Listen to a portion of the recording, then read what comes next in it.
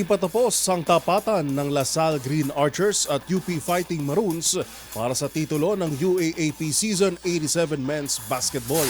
Pinangunahan ni back-to-back MVP Kevin Kiambao ang LaSalle para maipanalo ang Game 2 at pwersahin ang decider Game 3 sa linggo. Ang naging laro tinutukan ni Matchpoint Millie Borja.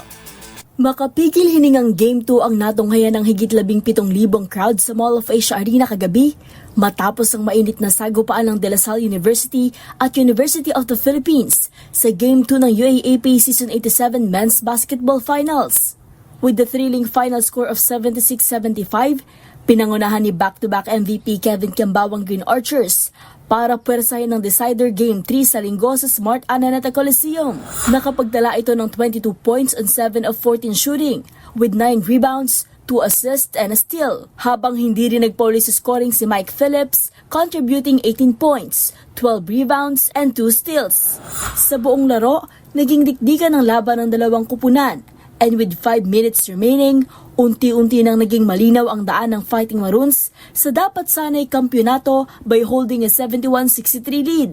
Bago tuluyang magpakawala ng dalawang 3-pointer si KQ para mapaliit ang kalamangan sa 1-point advantage at 74-73 with 1 minute left. Nagkaroon ng pagkakataon si Francis Lopez para sana maibalik ang momentum ng UP, ngunit mintis ang 4 nitong free throws. With 19 seconds left, mintis din ang dalawang crucial free throws mula kay Phillips. Kaya naman nagkaroon ng pagkakataon si Lopez para makuha ang rebound.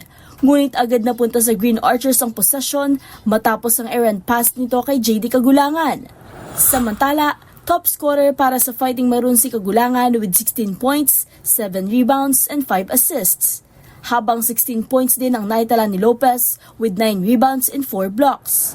Para sa DZRH TV, ito si Millie Borja, una sa Pilipinas, una sa Pilipino.